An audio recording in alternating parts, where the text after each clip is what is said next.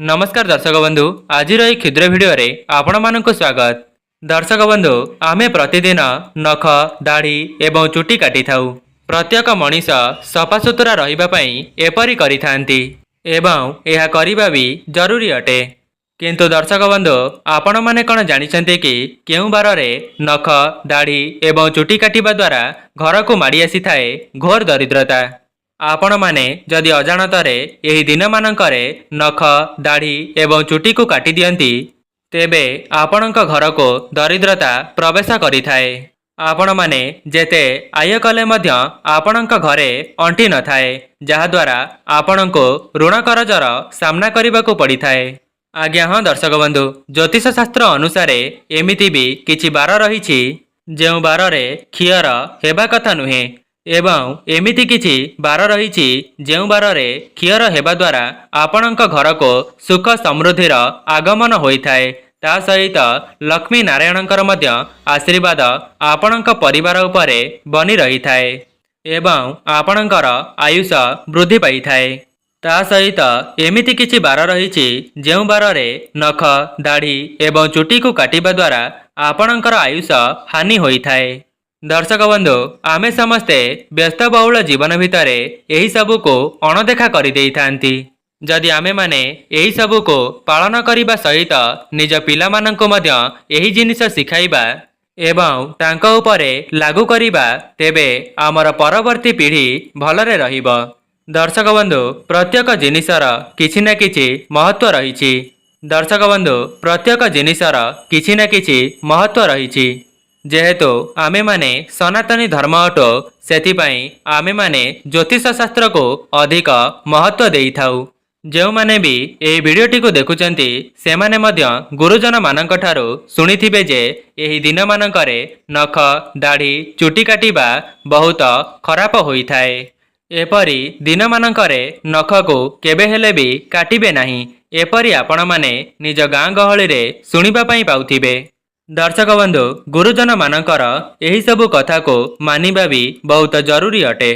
तेबे दर्शक बंधु आपण माने केउ केउ बार रे नख चुटी दाढ़ी को काटिबे नाही एवं केउ केउ बार रे नख चुटी दाढ़ी को काटिबा द्वारा आपणक घरर सुख समृद्धि वृद्धि पाई थाए।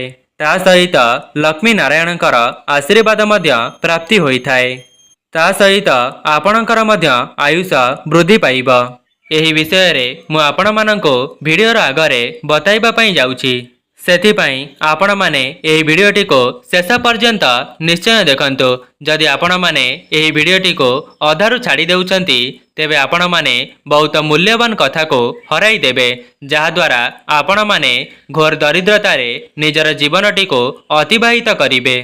दर्शक बंधु यह को जानिबा पूर्वर आपण माननको अनुरोध वीडियोटी को लाइक करी कमेंट बॉक्स रे जय मां लक्ष्मी अवश्य लिखि दियंतु। ता सहित कमेंट बॉक्स रे आपण माने आपणक गाँ गहली रे कुहा जाउथिबा कथा गुड़िक मध्य लिखिबे कि केउ बार रे नख दाढ़ी एवं चुटी काटिबा शुभ होई थाए कि केउ माने एही सबु कथा को पालन करूचंती एवं केउ माने एही सबु कथा रे सहमत अछंती से माने कमेंट बॉक्स रे निजर मतामत निश्चय जणाइबे।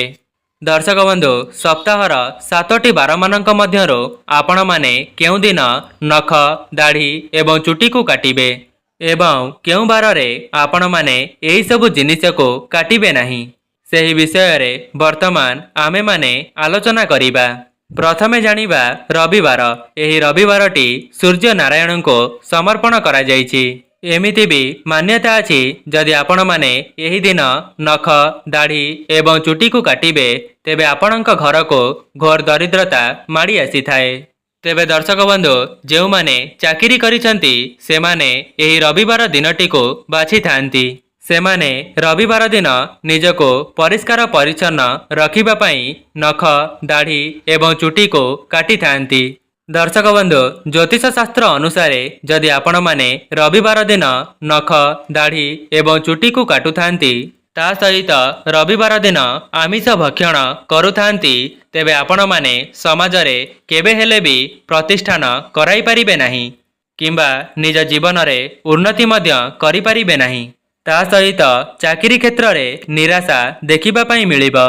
ଯେହେତୁ ରବିବାରଟି ଛୁଟି ଦିନ ରହୁଛି ସେଥିପାଇଁ ଏହି ନିୟମକୁ କେହି ବି ମାନୁନାହାନ୍ତି ଏବଂ ପରେ କହିଥାନ୍ତି ଆମର ଚାକିରି କ୍ଷେତ୍ରରେ ଅସୁବିଧା ଦେଖାଦେଉଛି। ଆମେମାନେ ଯେତେ ଟଙ୍କାକୁ ରୋଜଗାର କଲେ ମଧ୍ୟ ଆମକୁ ଦରିଦ୍ରତାର ସାମ୍ନା କରିବାକୁ ପଡୁଛି। ଘରେ ପରିବାରରେ ସମସ୍ତଙ୍କ ମଧ୍ୟରେ ଅଶାନ୍ତି ଲାଗି ରହୁଛି।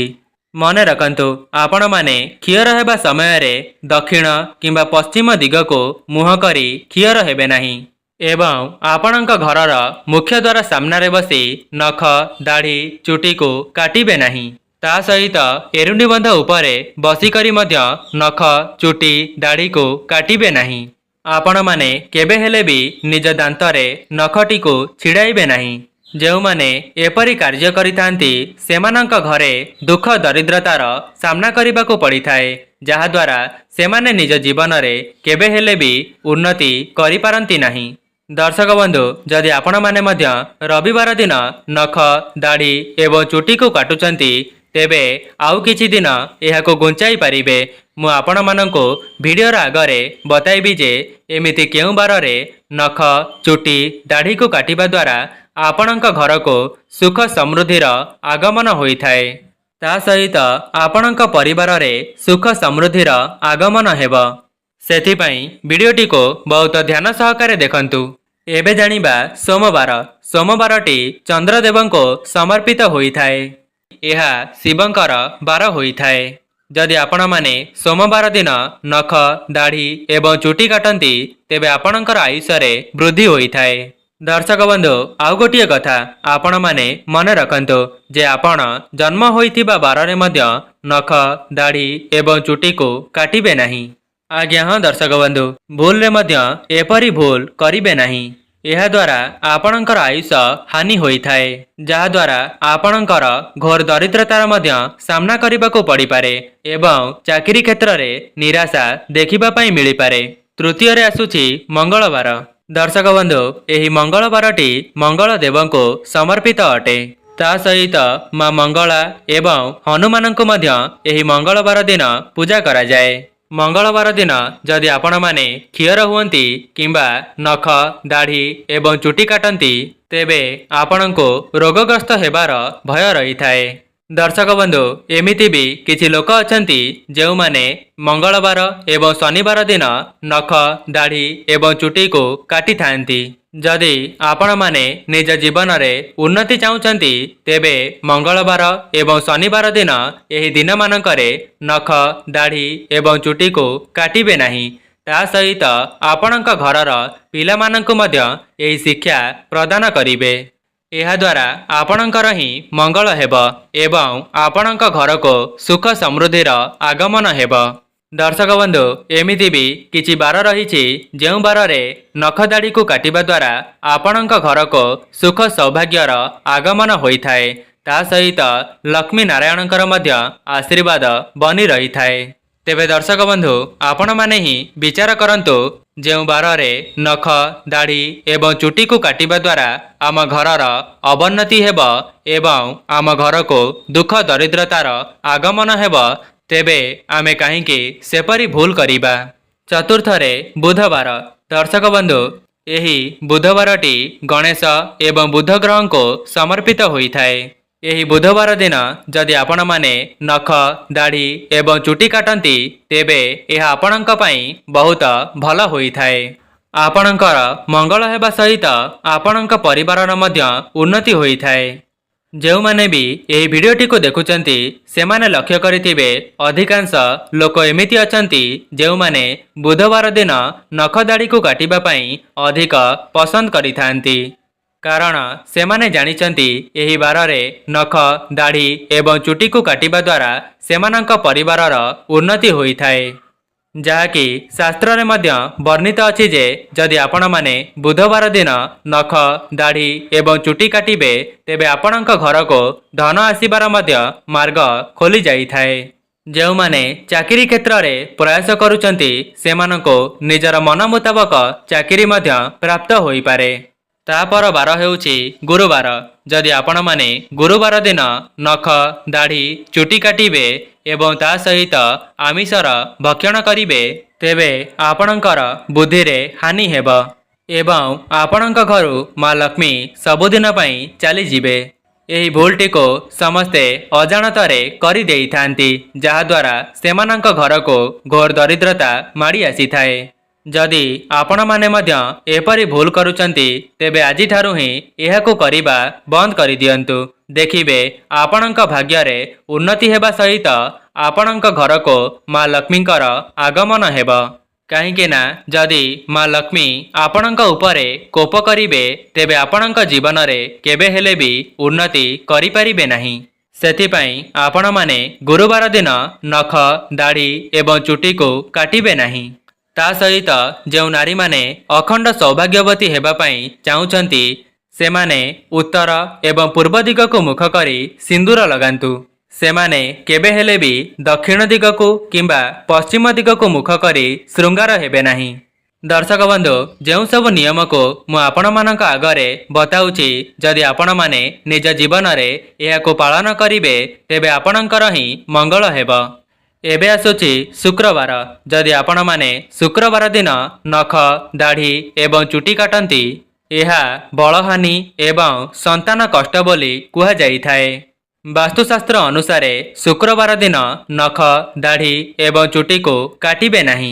विशेष करी जो माने बापा मांकर प्रथम संतान होइथांती, जहाकी सेमाने बड़ होइथांती, सेथिपई जो माने बापा मांकर बड़ संतान अटंती सेमाने केबे हेले भी शुक्रवार दिन नख दाढ़ी एवं चुटी को काटिबे नाही। एबे जानिबा शनिवार। जदि आपण माने शनिवार दिन नख दाढ़ी एवं चुटी को काटुचंती तेबे आपणकर आयुष्य हानि होइथाए। ता सहित आपणଙ୍କ घर को दरिद्रता आसीबार मुख्य कारण होइथाए। आज्ञा हाँ दर्शक बंधु, यही शनिवारटी शनिदेव को समर्पित अटे। जदि आपण माने शनिवार दिन नख दाढ़ी एवं चुटी काटंती तेबे आपणको शनि दशार सामना करबाकू पड़ी पारे, जहाद्वारा आपण माने शनि दशारे पीड़ित होई बहुत कष्ट मध्य पाई पारंती। सेथिपई आपण माने भूल रे भी शनिवार दिन नख दाढ़ी एवं चुटी को काटंतु नाही। एहा जमारू भी आपणଙ୍କ प्रति एवं आपणଙ୍କ परिवार प्रति शुभ होई न थाए। दर्शक बंधु, आउ गोटिए कथा, आपण माने पूर्णिमा, संक्रांति, अमावास्या एवं एकादशी रे मध्य नख दाढ़ी एवं चुटी को काटिबे नाही। एबे दर्शक बंधु, मु आपण माननको तेलर कथा कहूची। शनिवार, मंगलवार, रविवार एवं गुरुवार दिन आपण माने जमा हेले भी एही दिन मानकरे राशि तेल को लगाइबे नाही। ता सहित महिला माने गुरुवार दिन केबे भी निजर केश को धुअंतु नाही। तेबे जदि अति जरूरी हेउची तेबे आपण माने बिना शैम्पू करिकी निजर केश को धोई पारिबे। भूलले भी गुरुवार दिन मुंड को शैम्पू करी सफा करिबे नाही। जदि आपण माने एपरि करिबे तेबे आपणकर बृहस्पति ग्रह कमजोर होइजिब, जहा फलरे आपणଙ୍କ पिलामानଙ୍କର विद्या क्षेत्र रे अवन्नति देखादेब। दर्शक बंधु, मु आशा करिबी आपण माने एथि मध्यरु जानि सारिबेणी कि केउ बार रे आमे नख दाढ़ी एवं चुटी काटिले आम घर को दरिद्रता माड़ी आसी थाए एवं केउ बार रे आपण माने नख दाढ़ी एवं चुटी काटिले आपणकर उन्नति होई थाए एवं आपणଙ୍କ परिवार को सुख समृद्धिर आगमन हेब। दर्शक बंधु, जदि आपण माने एही सब नियम को पालन करिवे तेबे आपणकर ही मंगल हेब। तेबे जो माने एही वीडियोटी को शेष पर्यंत देखिचंती सेमाननको अनुरोध वीडियोटी को लाइक करी कमेंट बॉक्स रे जय मां लक्ष्मी अवश्य लिखि दियंतु एवं चैनलटी रे नुआ थिले चैनलटी को सब्सक्राइब करि दियंतु। आजि पई रहूची नमस्कार।